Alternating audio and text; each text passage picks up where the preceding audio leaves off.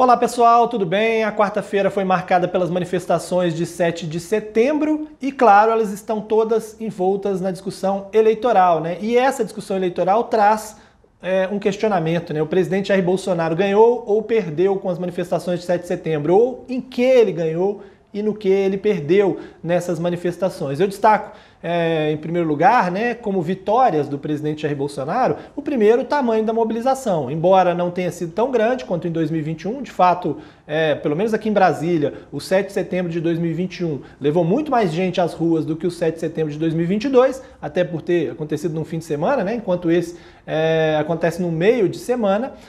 Mas o fato é que, com essa mobilização muito grande, o presidente mostrou e teve uma fotografia para mostrar, né, e dar uma ideia para as pessoas, que é o seguinte: olha, podem apoiar o presidente Jair Bolsonaro, não se envergonhem, não se constranjam com isso, porque muita gente apoia o presidente Jair Bolsonaro. Acho que ficou muito claro isso nas manifestações, e isso, obviamente, esse era um dos objetivos, né, do presidente com as mobilizações, e esse objetivo foi alcançado.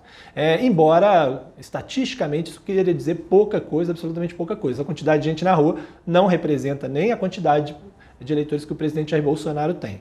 E outra coisa que eu destaco como vitória do presidente, aí no campo jurídico e legal e na batalha política que se dá no meio jurídico, é o fato de que ficou claro que o presidente pode fazer qualquer coisa, absolutamente qualquer coisa, esteja ou não dentro da regra eleitoral, e que não haverá consequências e que ele aproveitará isso, né? Porque nós tivemos um ato pago com dinheiro público, no caso dos desfiles, que foi depois capturado para um comício do presidente, e isso, em qualquer outra circunstância, qualquer que fosse outro candidato, geraria uma discussão muito grande que poderia levar, inclusive, à cassação da chapa por abuso de poder político e econômico. Isso não vai se dar no caso do presidente Jair Bolsonaro, porque o Tribunal Superior Eleitoral não compraria essa briga, principalmente pela quantidade de pessoas que mostraram que apoiam o presidente e pela disposição dessas pessoas de irem até as últimas consequências para fazer do presidente Jair Bolsonaro um candidato viável, né? Então, o TSE está assistindo isso, pode até aplicar alguma multa, mas não vai passar disso, como também não aconteceu nada quando o presidente mudou as regras eleitorais para garantir um Auxílio Brasil, por exemplo, e garantir auxílios que não poderia criar em período eleitoral. Então essa é uma vitória do presidente, né? Uma vitória do ponto de vista de mostrar o seguinte: olha, comigo a regra é diferente, comigo não vai valer essa regra que vale para os outros, né? Isso a gente tem que dizer. Agora, também tem coisas que foram ruins para o presidente nesse ato de 7 de setembro. Eu acho que o principal é a mensagem sobre o discurso do presidente. Porque, em primeiro lugar, né, sobre o discurso, se você ouve o presidente Jair Bolsonaro falando, as coisas que ele falou, e reflete, né? Esse discurso, ele fala com o eleitorado que ele já tem, ou ele fala, por exemplo, com o eleitorado de Ciro Gomes e de Simone Tebet, que é de onde ele precisa tirar votos para poder reverter a situação, principalmente no segundo turno, né? O eleitor que hoje acredita no discurso do Ciro e da Simone, ele se identifica com esse discurso do presidente Jair Bolsonaro, né? Esse discurso do Bolsonaro parece com o discurso que o Ciro e a Simone usaram para convencer esse eleitor? Acho que a resposta é não, né? E nesse sentido, se o discurso não combina com o discurso do eleitor indeciso e do eleitor que está hoje com o Ciro e com Simone, isso não rende votos, né? Para o presidente não render votos, para quem está atrás nas pesquisas, é uma grande derrota.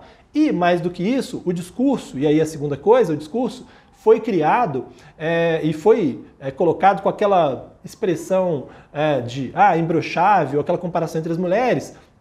Foi um discurso que, primeiro, não conversa com o público feminino e que deixou uma marca do 7 de setembro, que não é a marca que o presidente queria deixar, né? Se o presidente foi para as ruas imaginando que poderia deixar uma marca de que seu governo tem muita força, como deixou pelas manifestações, mas que ele tem atuado em várias ações na área econômica para poder melhorar a situação do país, o que ficou de recado foi: o presidente usou o 7 de setembro para ficar fazendo um deboche, falando de eu sou imbrochável, compare as mulheres, quer dizer, essa certamente não era a marca que o presidente queria deixar para o 7 de setembro, ainda que seus apoiadores digam que foi melhor isso do que se ele tivesse feito um ataque mais frontal aos poderes, né? Embora tenha deixado nas entrelinhas, várias coisas. O que eu destaco é assim, que não necessariamente a cobertura ampla das manifestações ao longo do dia reflete em possibilidade alta de votos para o presidente. No 7 de setembro de 2021, por exemplo, poucos dias depois do 7 de setembro, as pesquisas mostraram o pior momento de popularidade para o presidente. O pior momento tanto do ponto de vista eleitoral quanto de avaliação de governo. Então o 7 de setembro de 2021 não ajudou o presidente, ao contrário, ele atrapalhou. Então o fato de haver aí ampla exposição da manifestação, que como eu disse foi grande e tem que ser noticiada, não significa que o presidente vá ganhar votos com isso. As próximas pesquisas mostrarão, inclusive, um Datafolha que começou a ser feito hoje e que vai ser encerrado e divulgado na sexta-feira, e a gente tem que acompanhar esse desdobramento. Um abraço para vocês e até mais.